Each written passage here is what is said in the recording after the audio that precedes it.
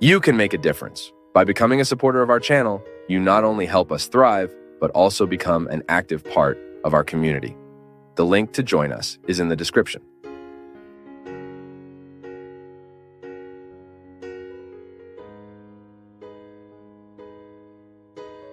People sometimes go to the gym. People are each one with their cell phone. It would be an opportunity that we would have to rest our head a little, tired the body to rest the head. This is always the movement. Anyone who likes a physical activity knows that this logic is possible. I get tired of the body and rest my head as I do my physical activity. But now we are not being able to rest our heads, because the genular of the little ones that tires us. Nothing is subjected to unraveling. What has been said is not gathered in the mouth. What was written is not erased. The choices brought us here. Repentance does not change a single centimeter of the past. Forgive yourself. It all happened as it could be. I know you have a tendency to accuse yourself daily for what you haven't achieved, for what you did wrong. It is natural in human life. This is when we do not fill our life with you. If I had done, if I had said, if I had gone, if I had stayed, we will always have many, many possibilities for the accusation. But it makes no sense. The life you have before you today needs to be forgiven, so that no resentment is, no hurt, so you can move on. Ponde with generosity. You have achieved so much. Wrong, lost, was betrayed. All good. It happened. What you can now do with the past is important. The life you have before from your eyes, this blank page that God gives you the opportunity to write, that alone matters. Put your eyes on it. Stop looking at the past. Create conjectures that will no longer be possible. We cannot change 1 centimeter of what has happened, but the present do. The gift is before us and awaits our dedication. The present is before us, and if we want, we can transform it into a big evento. A great opportunity to make life worthwhile and to live comfortably in ourselves. Forgive yourself. Do not accuse yourself for what you have not done. Do not condemn yourself for what you stopped doing. If today you can do something for you, do. Snuggled yourself. Reconcile everything you use to accuse yourself. Have more mercy and learn. Learn from errors. Do not allow them to become a source of martyrdom in your life. Allow them to be a source of learning. It matters. Learn from the past and make the gift worthwhile. Father, how to know that we are doing God's will? I made a decision and I'm very afraid of not doing the right thing. My daughter, I often say that God's will, we identify her through common sense. God speaks to us. We have that vision that God enters, screams in a cloud, "Oh my son," or that God will come in a dream. No, for the sake of God. How does God speak to me? Through common sense. When I look at a situation and I find out that I need to do that, common sense points to me the best to do. That's right. And how do I confirm? Through common sense, people. I go there.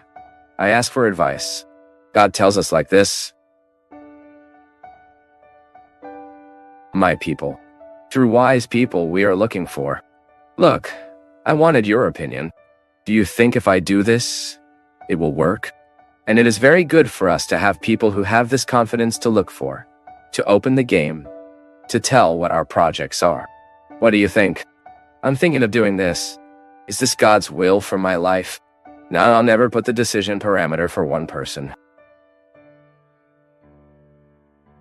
No. The priest told me that, and I'll follow what he said. Careful.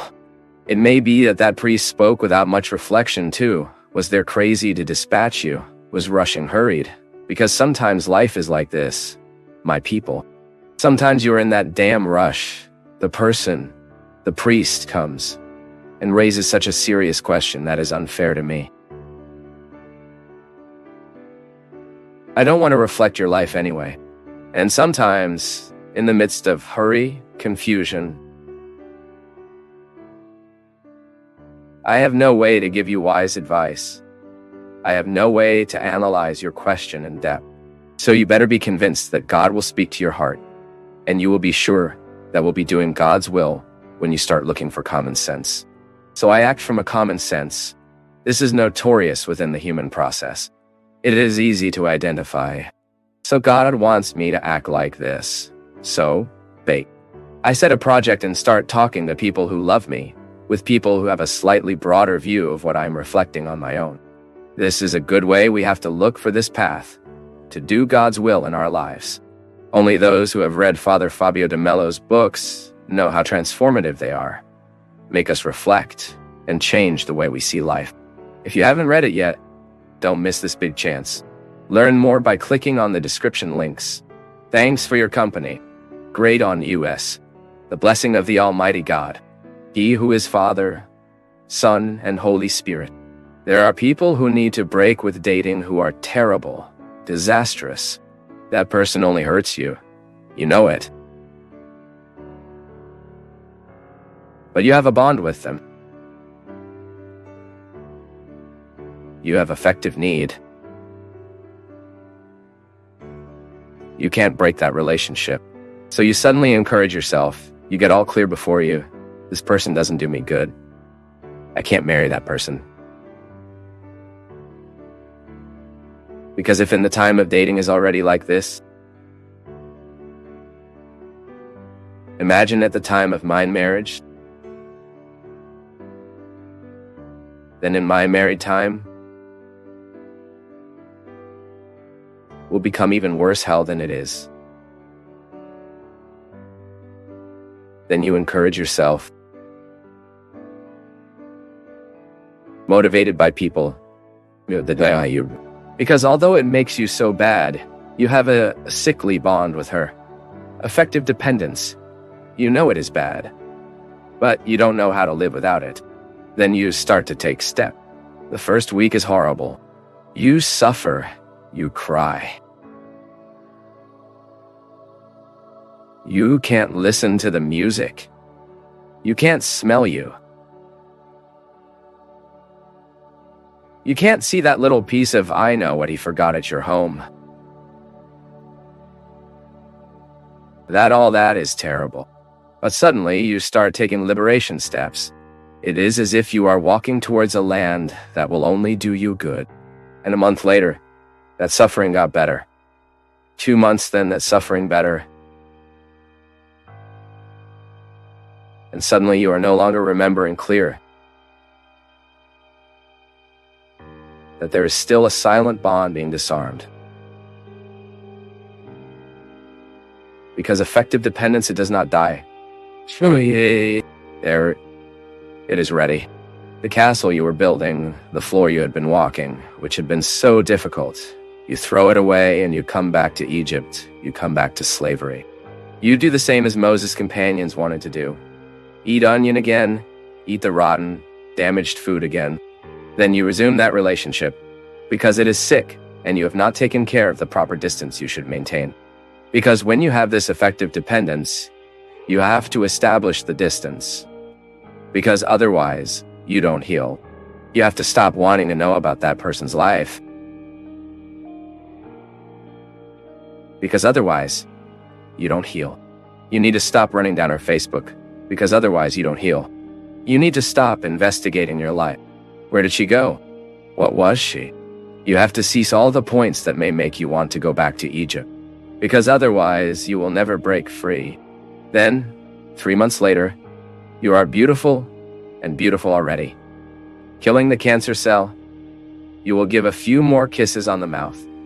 Returns to that horrible dependence. And hell returns in your life. And in your first week, it is good that everything is coming back. In a moment, my daughter, you are in hell worse than you were 3 months ago. And so, when we do not know how to live the discomfort that builds us, we get boycotted all the time. It's like stopping drinking. It's like stopping smoking. You run out of smoking a year and you celebrate because you have stopped throwing that carcinogenic toxin into your body. And suddenly you go there and light a silly cigarette, and that addiction comes back like a monster capable of eating you whole. Hey, ready? All that sacrifice you made of the early days without smoking go to the bag. Why? All that sacrifice goes to the bag. Why? Because you were not able to live the discomfort of renouncing. My people, it's impressive how this hand of God helps us like this, making us aware of what we need to break in our lives or situations that we need to set limits for them, because otherwise we will never be healed. We will be eternally sick in line of the needy crying and begging a bounty of goodness of each other. We were made to love, and love only makes sense in our lives if it is to build us, if it is to help us cross the discomfort of the desert. Otherwise, it makes no sense. This pseudo-love, this false love, which sometimes we say they felt for the other, that it does not help us in the discomfort of the desert. I need to live my deserts, you need to live yours. And true friends are those who recognize the deserts that the another needs to go through. And say, that's right. Let's go through this desert because you need it now, Apoliana. She wants that happy life. Toward her, remember that Apoliana, the discomfort of life, when well lived, it only makes us better. Take this little poor mask that you stick to your face for others to be eternally sorry for you. You only waste time in life like this. What a silly. God holds us in our hand. We can be able to cross this desert. It is not to be falling forever and again eating the onions of Egypt, because we had pity of us, because we had to pity the other. The walk is forward that goes, and the moment comes when Moses comes before God and speaks. Now you solve this situation, because I don't know what to do anymore. They have already built a gold calf in the middle of the way, have already confused. They are already loving even other situations. Then, not even remembering that the Lord exists. They just don't come back because it's too far away. But return in another way. Do not return geography. He knows. They do not come back geographically because it was far from Egypt. They would die halfway.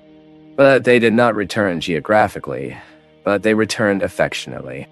Because sometimes we have already surpassed the territory of our physical slavery. I already got out of jail, but the jail didn't leave me. That's how it works. I already stepped towards my freedom, but I didn't achieve my freedom. I did not decree the conquest of my freedom. So I am affectionately attached to my past. Mourning the onions of Egypt, mourning the dating that ended, the situation that was over, the friendship that was betrayed. So when Moses is before the Red Sea and he gets terrified, because now they had nowhere to go, or cross the sea or return to Egypt, and the Pharaoh's army was coming to capture them. What does he do? He has a private meeting with the Lord. A particular urgent audience, calls there to God's secretary, and speaks. For God's sake, you ask him to answer me today, that I can no longer be that answer.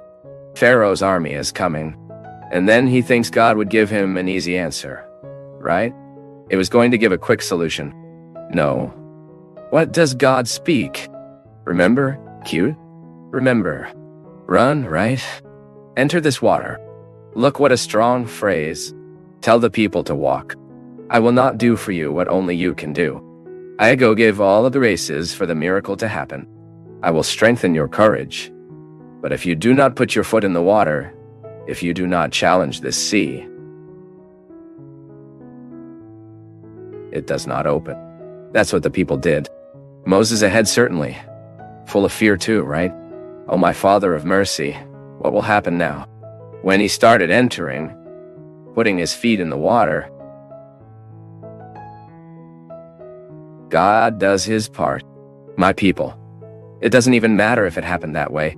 It matters to us is the fact that God does this daily in our lives. Whenever I encourage myself to overcome the seas that challenge me, I am exercising God's care in my life. Whenever I encourage myself to put my foot in the sea that threatens me, I am fulfilling the promise that he will always be by my side. You do the same thing whenever you challenge your seas, whenever you face your discomfort, when you are not afraid of the discomfort that comes to you. When you look at him from the front, you speak, and now, what are we going to do from this moment? What do you bring me good? What are you challenging me?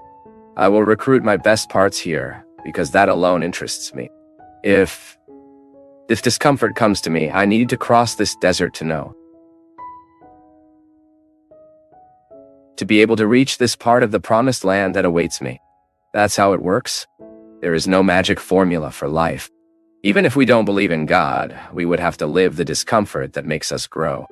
Even those who do not believe in God need to face the discomfort of his history, his existence. Now, of course, when we believe in God, when we credit that there is someone superior to us, enabling us to make the cross, an extra comfort is offered to us. Therefore, based on the experience of this comfort I have done, which you have done at many times when this hand of God took care of us, and that we continue the process of walking confrontation. It is confrontation. The word is this. If we do not live the daily confrontations of our deserts, our conflicts, our fears, we will never come to the knowledge of the earth that he has prepared us. Talking about level, we were commenting here at the break. I will have the courage to tell you a neurosis. I'm in need of a psychiatrist to do a treatment, which I also have a life problem. Yeah, this phone that we don't drop, right? I fell into the silly to download a little game on my cell phone about 7 months ago, called Mini Farm, and I was getting so connected in that business that it seems... And it's impressive how I observe myself a lot. The day I realized that I was putting my cell phone to wake 4 a.m. to feed the sheep, I realized that something was not very well with my mental system. And then I was telling this here to Christian, and he made a very interesting reflection. He was saying that when we get very excited about this game, somehow we make this game be for us, what should be real life. Isn't that what we said here? But in the game, things are simpler, right? The achievements are very fast, and they do just for that. It can't be a very time-consuming thing, but we are discouraged. And in the Minifazendia is entertainment, of course, but that should be so. An entertainment that didn't involve my day, right? When you realize you are worried because you have hungry sheep and you need to produce that wool because you have a delivery to do something is not right there in our choices. So I keep thinking that sometimes this virtual life are these numerous options that we have today of having fun you entertain. They are harmful to us because they remove us from the possibility of you living this rest that I said. If we set a rule that after 10 a.m. then we don't look anymore on your cell phone. But if someone dies... If someone die, you will know. There will be no way. By the way, I think people should die during business hours, right? The person dying 4 a.m. is very bad. Because we have nothing to do, right? At that time. It should have a rule. Only if they die during business hours to give time to take the initiatives, right? Everyone is agreeing here, oh. The background that will be no, not defunct. The person will become deceased only during business hours. Jokes aside, we need to have this discipline in our own day, because otherwise we are making choices that are weakening our health too much. Even today I spoke this to a friend of mine. I'm getting worried that sometimes I get the habit of looking at the phone every 5 minutes. A WhatsApp arrived, okay. It really is. There is no way. If you have many friends, if you have a lot of contacts there, it is natural for people to talk to you all day. But you don't have an obligation to respond all the time, if that's not really important. Answer later, or take an hour of the day so we can do this. So as not to leave the time at the gym. I remember that there in Lisbon was not in Fatima.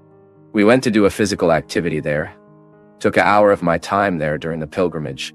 And a recommendation that existed well at the entrance of the gym was this. Turn off your phone. Turn off your phone, which is the phone, so that you can afford to, at least when you are doing your physical activity, you turn off and also do mental hygiene. I found it interesting because it's really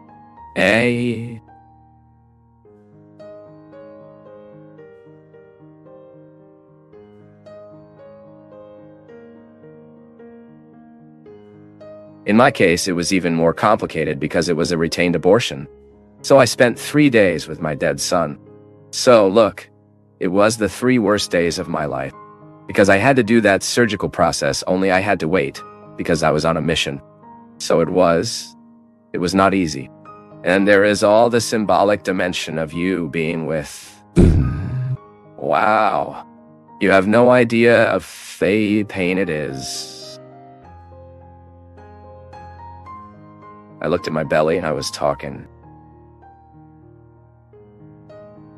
I'm with my dead son here. You spoke to me at that time. You said like this, live the morning. And I spent 3 days.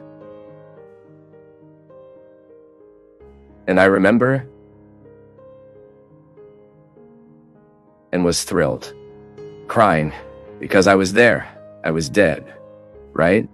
It was desired, much desired, and it was not easy. But what you said, God, He walks with us. He does not abandon. No, you needed to be the tomb of your son. Exactly. And you lived for 3 days. But sometimes, Adriana, we live with dead dreams within us. The dead hopes, the living people on the outside, killed inside. So there are many anguish these days, many situations that oppress us, which hurt us, because we don't even touch this grief. How beneficial in a person's life, for example. He had the courage to say, this dream is mine, and he is dying, and I want him to die. We are human. We are in the same process. We are trying to get it right yet. And I live this. That's what I live in my story. Living the new challenges that appear, which we face. But it's a beautiful road. Although sometimes we pass these deserts,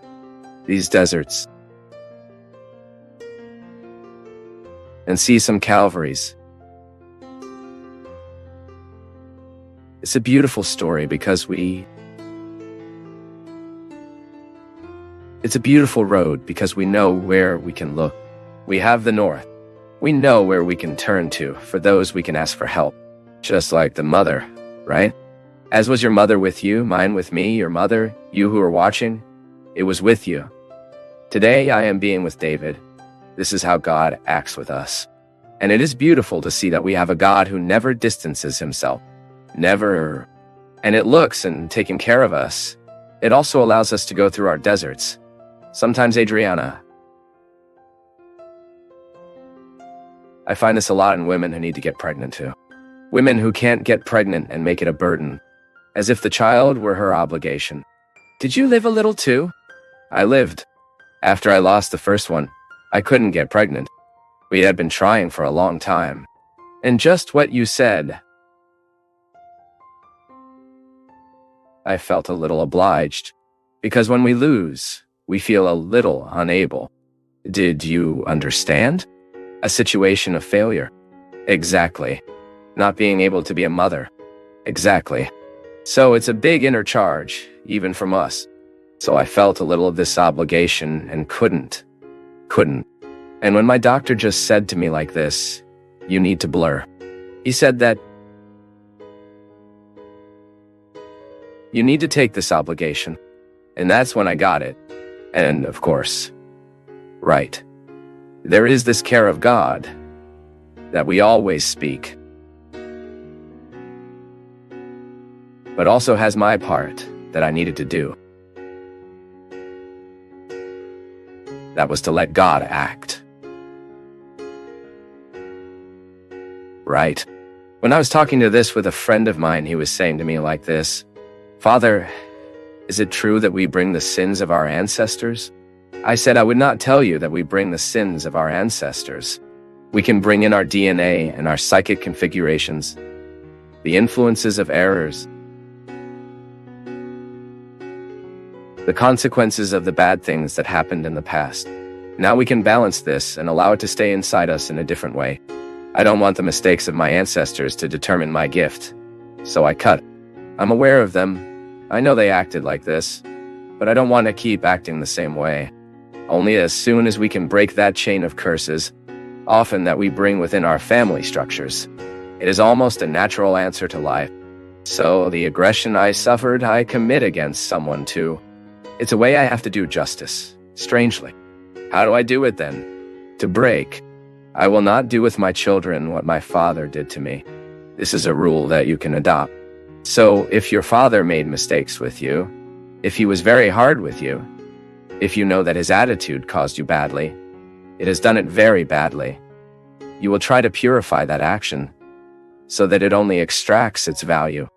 So being rude is a value? Sometimes it is, but you can be rude otherwise. You can be hard, huh? In education with children, you need to be very hard many times, but you don't have to be an aggressor. Your hardness in attitude, the demand for attitudes, need not be an aggression to your child's life. So you are purifying, you will modify, you will accumulate, you will exercise the wisdom that the accumulation of the story brought you. And then you get older, you get wiser. We make our experience for time always be favorable in our attitude. The life we lived do not need to condemn us. Although we have leftover reasons for us to want to condemn ourselves, because it may be that we went wrong much more than it got it right. But we don't have to make mistakes prevail. We can well select this, throw away what was not worth it, and be a different being. Welcome this new time, this new opportunity. Today, for example, we are having the fun to start a new time. But we can live this dynamic of the new year every day. Every day you can interpret that. Today, I'm just starting. I don't have to die condemned for what I didn't do right or for what I did wrong. I do not need to die condemning myself through the past. So I take the opportunity for a new time in my life today. And then the year is really new. It's not just the calendar that changes, but it is people who change too. This is very important. We change, we evolve, we move forward, we purify all that is within us, so that by purifying, time turns into wisdom. Age becomes ripening. What is maturing is the great goal of every human being. Being mature means being more coherent, being more whole, so we can live our lives with a little more quality. Against people, Adriana, so loaded with burdens, that they are not even their own, because the discernment of understanding the meaning of things was lacking. Because sometimes when you identify the meaning of a burden, you realize that it makes no sense. It may seem like a word game, but it's not. No. You realize, before you thought you felt that burden, suddenly you discover that it made no sense. Then you are in the true sense of things, which is when you are able to give up, to judge away. Guys, this weight I don't want to take with me anymore. Because sometimes you who are at home, you go through a moment of difficulty, and it's always hard to interpret. What to endure the bar of the moment. I enjoying that Gonzagina song. A man also cries, right? It is sad to see this warrior man boy, with the burden of his time over his shoulders sit. That's right. We take over our shoulders the load of time, the family we have, the choices we make. And sometimes it is very difficult to make sense of all the weight we carry. I never lose sight of myself, you know. I have a very busy life, but I make a point of having to take the dynamics of my change in the rush of my life. I am in constant process of change. I really believe this action of God in me. I have a lot of defects, I'm aware of them. But you know, I don't give up on this possibility of being a better man. This is a goal for me, you know? This for me is a challenge that I don't want to lose sight of. And I remember you passed following your process until David arrived. It was a long fight, right? You had a terrible suffering, and I keep thinking how important it was. Now, after looking back, all that suffering preparing your heart for you to love David even more intensely. I don't know if it's possible to measure the intensity of love. More maturity, no doubt. No doubt. Everything I lived is in you. Adriana even lost, right? A child. How many months was she? 3 months. It was 3 months old with all expectations, right? And my pregnancy with David was also a risky pregnancy. No, we stayed, everyone. The first 3. Squeezing the belly. Right. Afraid David leaves before the time. I was the first 3 months. So? Suffered. I didn't enjoy the first 3 months of pregnancy. Anxiety. I had signs that I was, so as I had a sign of the first, I had a signal too. That could lose too. Exactly, so it was a fight, it was. But it was too worth it. It was worth it. In our life, it is like this. My people, the testimony of Adriana is, to me, very precious. Because it is someone really like us. Like you. Who also needs to handle your difficulties. Your personal struggles. You who also have to walk, live with your dead realities, because it's not just a child who dies. And in my case, it was even more complicated because it was a retained abortion. So I spent 3 days with my dead son. So look, it was the 3 worst days of my life, because I had to do that surgical process. Only I had to wait, because I was on a mission. So it was. It was not easy. And there is all the symbolic dimension of you being with, wow, you have no idea of the pain it is. You spoke to me at that time. You said like this, live the morning. I spent 3 days, and I remember and was thrilled. I spent 3 days crying because I was there. I was dead, right? It was desired, much desired, and it was not easy, but that you spoke, God. He walks with us. No. You needed to be the tomb of your son. Exactly. And you lived for 3 days with this conscience. I am my son's tomb. But sometimes, Adriana, we live with dead dreams within us, the dead hopes, the living people on the outside, killed inside. So there are many anguish these days, many situations that oppress us, which hurt us, because we don't even touch this grief. Since it is beneficial in a person's life, for example, they have the courage to say this dream is mine, and he is dying. And I don't want him to die. We are human. We are in the same process. We are trying to get it right yet. And I live this. That's what I live in my story. Living the new challenges that appear, which we face anyway. But it's a beautiful road. Although sometimes we pass these deserts, through these deserts, living some Calvaries, it's a beautiful story because it's a beautiful road because we know where we can look. We have the north, we know where we can turn to. For those we can ask for help. Just like the mother. Right? Just like your mother with you. Mine with me, your mother. You who are watching. And it is beautiful to see that we have a God who never distances himself. Never. And it looks in taking care of us. It also allows us to go through our deserts. Sometimes, Adriana. Women who can't get pregnant and make it a burden. As if the child were her obligation. Did you live a little too? I lived. After I lost the first one, I couldn't get pregnant. We had been trying for a long time. And just what you said. I felt a little obliged. Because when we lose, we feel a little unable. Did you understand? A situation of failure. Exactly. Not being able to be a mother. Exactly. So it's a big inner charge even from us, right? So I felt a little of this obligation and couldn't.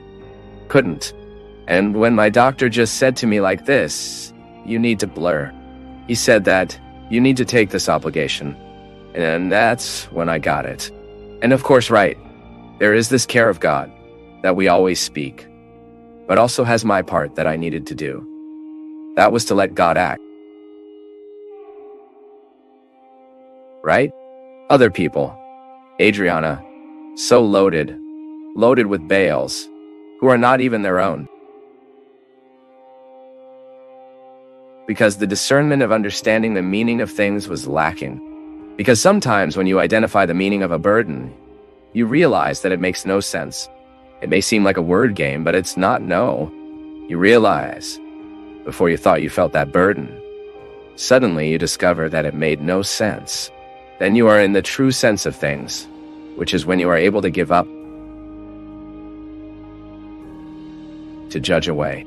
Guys, this weight I don't want to take with me anymore. Because sometimes you who are at home, you go through a moment of difficulty, and it's always hard to interpret. What to endure the bar of the moment? I enjoying that Gonzagina song.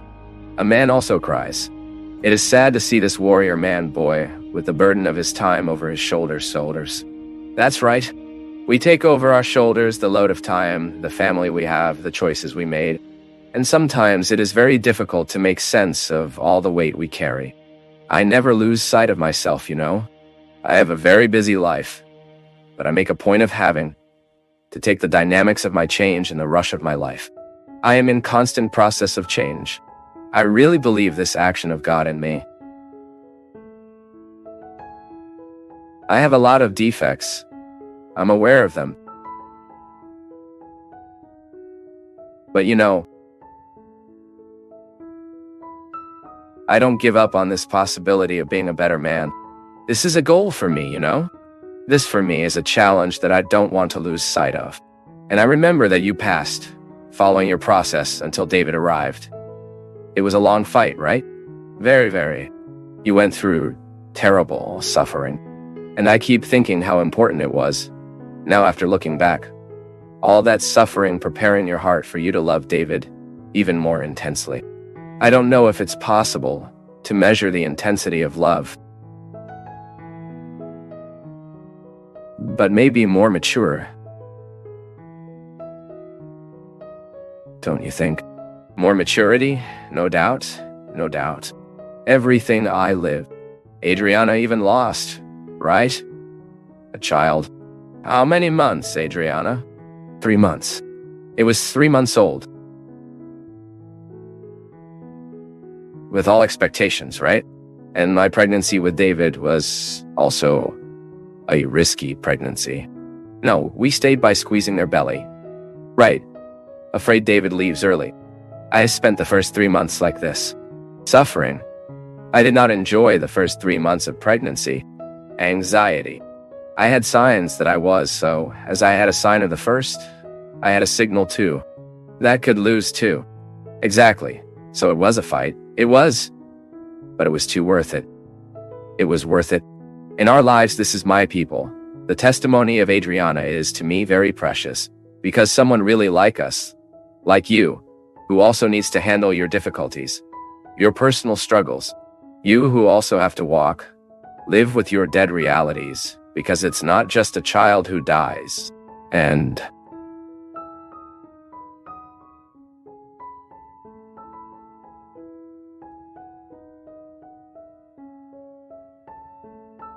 I have no time. We need to get away, even if it's about 10, 15, 20 minutes. To have a personal moment. Reflection helps us a lot. The prayer, funny, right? What do Indians, the Orientals, the yoga? What is yoga? For Orientals, it is the time to return the balance of energy. Prayer in the Christian life is the same. You cannot make your prayer a moment of tiredness to increase tiredness. Although sometimes we go to Mass, we get tired, but it shouldn't be that way. My moment of prayer, he has to be to give me this balance. That's why I like the quieter the environment. If you can in your home before you sleep, make your reflection in a silent space. Although life is increasingly noisy, I am impressed to see the cities do not sleep, guys. Have the opportunity, Martha, to arrive at your home. First toast. Do an analysis of your lifestyle. Are you giving yourself this so necessary space of loneliness?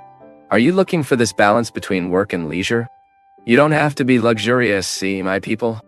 I have come to the conclusion that the greatest luxury we can experience in this life is sometimes the right for you to be alone. There is nothing more luxurious than that. Of you being able to collect yourself in a place without the others shouting, asking you, begging you. You are respected. This is too luxurious. The other respect your space. You have the right to live your personal cultivation. This is very luxurious because sometimes you find people who have a lot of money, have a lot of possession, have wonderful places where she can and live and rest. But she no longer has this right anymore. So, luxury, deep down, what counts is the possibility we have to live this success. I, for example, in my lifestyle, which I have analyzed, always like to talk from me. I had a habit of turning on the television all the time I came home. I have changed this habit, and I have done everything so that at home, at the time of our meal or the moment we are talking, the television is not causing noise that will get tired as well. I have the fun to live in a region, in a place where I have few urban noises. But I face them all the time because my life is to walk around this country as the song I sing. So when I need it, that I feel that the body is in need of balance, I don't think twice. I will get my refuge where I know that people will treat me as people. Where people will treat me with spontaneity, naturally. Maybe that's it. Martha, maybe we are full of obligation. I don't know how much pain life hurts you. I don't know how much it costs you to live. I don't know how much you cost you. I don't know what pain you will take by the pillow today. What is the challenge you need to digest there? What betrayal you live? What is the death of the child you still feel?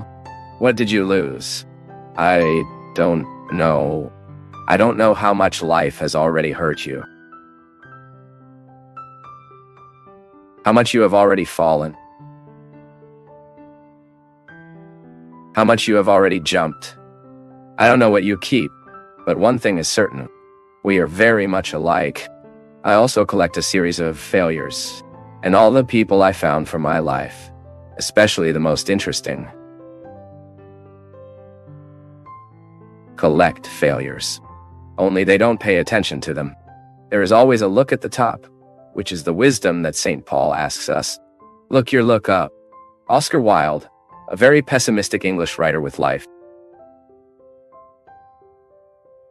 Very pessimistic. But also wrote an extremely keen literature. Well done, of course, with a very pessimistic view of the human. He said, "We are all in the mud." I don't remember the sentence very well. We are all in the mud. It is the pessimistic condition he has of humanity, the pessimistic conception of human misery. But he completes giving us space for hope. We are all in the mud, but some decided to look at the stars. I won't belong to this group because I have the mud of human misery. But I don't want to stop looking at the stars. He knows, from this look that aims the top. Because if we are paying attention, my people, and what is not working, if we put too much attention to what is damaged, we risk never recovering. No one promised to be different. Who said it would be a sea of roses? Who said it would be easy? Reaching the glory of the resurrection requires passing through Calvary. It was with Jesus and will be with all of us. We are not here proposing masochism. Let's run after suffering. No need. It comes. Being people is already a sine qua non condition for suffering to happen. So you won't have to run after him, no. Now when he arrives, receive him the right way. Do not allow your suffering to become bitter. Bitterness kills us slowly, even causes cancer in OS. Now make your suffering a step so you can reach this empty tomb, which is the place of us all. The meaning of the tomb is so beautiful, isn't it? It is the place of the dead, but it is already empty. The human connection continues. The connection with misery continues. But it is already empty. It means that when I look at that tomb, I find out that my miseries were buried there and are now resurrected, transformed, glorified in the one who died for me. and that mine belongs to Jesus makes me my miseries die in it, so that I can be able to live up resurrected. Because this is our proposal, my people. It is you who remain miserable. Because the human condition is like this. There is no way to. Misery is part of us. But I am under the light of the resurrection. And because I am illuminated by the resurrection, I better understand my miseries and take care of my miseries so that they do not take care of me. There is a friend in Taubaté. Until a long time, I have not seen her. Viviane. Viviane has cancer, are 12, 14 years old. Viviane fights cancer. Very weakened at times. It suddenly improves. And on the last trip we made to the Holy Land, which Viviane went, some people were surprised when they learned that she had cancer. And then I found the answer because she was so willingly there, the base of morphine, right? And walking in pilgrimage. Viviane has cancer. But cancer has never been able to have Viviane. Language resource. Father. This is a speech that does not open to reality for me. Because I also find people who have a problem, but the problem doesn't have that person. So, because the problem does not have it, because it has not been possessed by the problem, it has more conditions of deal with the problem. Unlike that person who has no problem, but it is the problem they have. The problem was taking so much account of that person who was dominated so much that he lost his belonging. It is that person who is already too discouraged, who only talks about the problems he has, who has already lost hope. Do you know, my people? Our struggle is daily. But yesterday, what I reflected was just that. When I celebrated, I made a point of celebrating the Mass at 11:15 when I was born, 11:15 a.m. I was born near lunch, ready for lunch now. That's why I'm a good practical. I was born at lunchtime. I was born hungry. And yesterday's gospel caught my attention. Because I don't know if you participated in yesterday's liturgy. It's that gospel in which Judas eats bread, wet in wine, eat, and then he cheats on Jesus. And I made a very simple reflection. She is not even exercised, because I have never heard of a thing about it. During the banquet, while everyone was hungry, Judas was still faithful. By the time he killed his hunger, which he was satiated, he encouraged himself to betray. But do you know what I asked God yesterday? That I was someone who was always hungry, that I never felt satiated, because if I feel satiated, I risk betraying the most sacred. I want to continue hungry. Neither the knife nor cheese I want is hungry. I want to continue with my desired soul. I want to remain thirsty for life. I don't want to feel satisfied because I have, of course, temporary satisfaction. I don't want to be in that feeling that I've already achieved everything from me I could achieve. I always want to feed this hunger. The satiety, it risks putting us willing, right? To each other. It's just like a lunch. When you gather, before lunch, everyone talks and everyone talks. As people eat, they feed, they get heavy, right? Then you are unable to give a message if you need because the food weighed. So hunger has an interesting meaning. She gives us a willingness to go after the food. This is what I want. Making my life a constant experience of hunger. Wishing to live and never feeling that the satisfaction found is the end point of my demands and my search. Feeding hunger may seem contradictory. Feed our desire for life. And when we have this desire to live, to be able to go through the daily Calvaries so that our resurrection happens. Well, Father Fábio, I have a hard time taking a balanced stance. My affections are increasingly disordered, and this has affected my work and family relationships. This is a feature of our day, Father, because I see a lot of people living in the same way. A friend suggested that UIT would be bipolar, but I don't believe it. I don't feel bipolar. What I feel is really a lack of balance in my affections. Marta, the balance is always the hardest way, right? Even philosophically speaking, I remember when I went to college of philosophy, we had a very wise teacher, that he said that every time we are facing extreme postures, It is always good for us to have the opportunity to see the opposite of that extreme, so we can position ourselves in the middle and try to feel what it is like to live among the extremes, trying to find this balance. Then he said that when we are willing to do this, a wisdom takes over us. First, because you have to find out how both sides work, right? What the extremes think, and at the same time, you make the synthesis to live that. Effectively, the struggle is the same, not only from an intellectual point of view that we need to seek balance. For example, love a child. Loving a child is an equilibrium exercise because you can't allow it all the time. But you can't deny it all the time either. The balanced manifestation of love is that it will make the child know that you are an authority you love, and because it loves limits. Many parents make mistakes the moment they allow too much because they are afraid to deny, and their son find in denial a way of interpreting a unloving. Now, balance in human relations. Many times people can be loving too much, taking care of it too much, more than it should, thinking that this is the point of balance. What makes us live this imbalance? There are many reasons these days, and one factor that has been very decisive is stress, born of its own requirement. We are very required, and this requirement sometimes is unconscious. We set it for ourselves and we receive it from others. Many times we are pressured to have to handle life. I have to be a good wife. I have to be a good husband. I have to be a good professional. I have to be a good student. And we end up throwing an energy for us to feed this engine. It's as if we were a coal-powered boat. That fire inside that you have to throw wood. You have to throw firewood to feed, to give that ship energy. It was Titanic, for him to walk at all speed, which was fateful in that case. Workers made a lot of effort for that ship. To reach that speed, we do sometimes the same thing, we spend a lot of energy. And suddenly the body itself cannot stand, so we often have as the cause of the explosion, right? That often 10% in traffic closed the signal and has not passed or was slow. The person gets annoyed so much that he is able to, if he has a gun, kill. These imbalances, as you said, are born of lifestyles. We need to be careful that we don't get into a pace of life that is dishonest to us. So when I can be alone, my loneliness is sacred.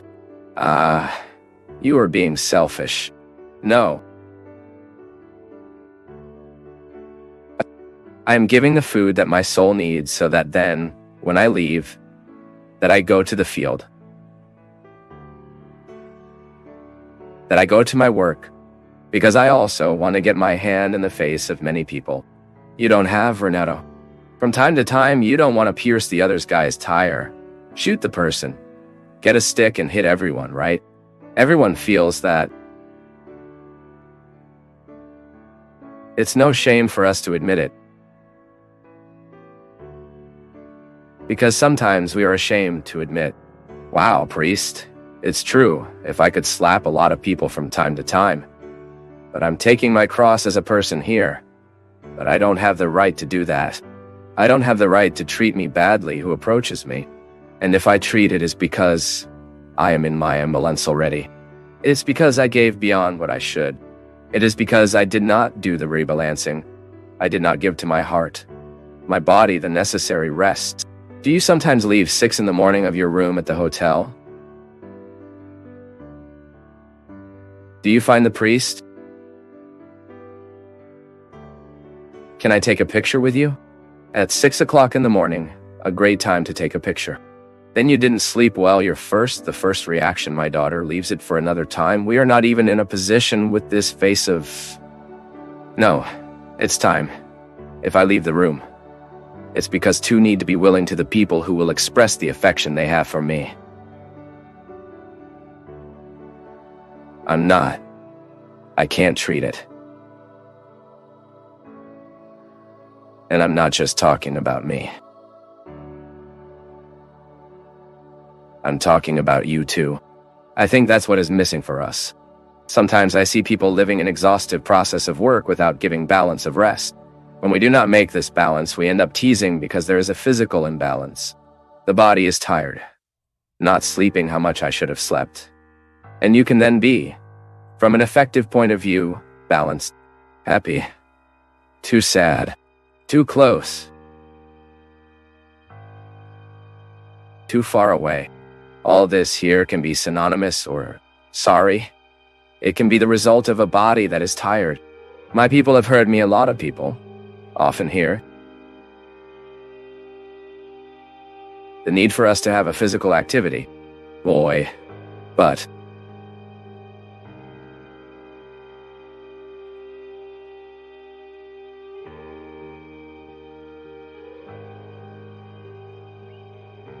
as we come to the end of our time together on Path of Faith, we invite you to continue the conversation in the comments section below. Don't forget to show your support by liking, sharing, and subscribing to our channel for more inspiring messages.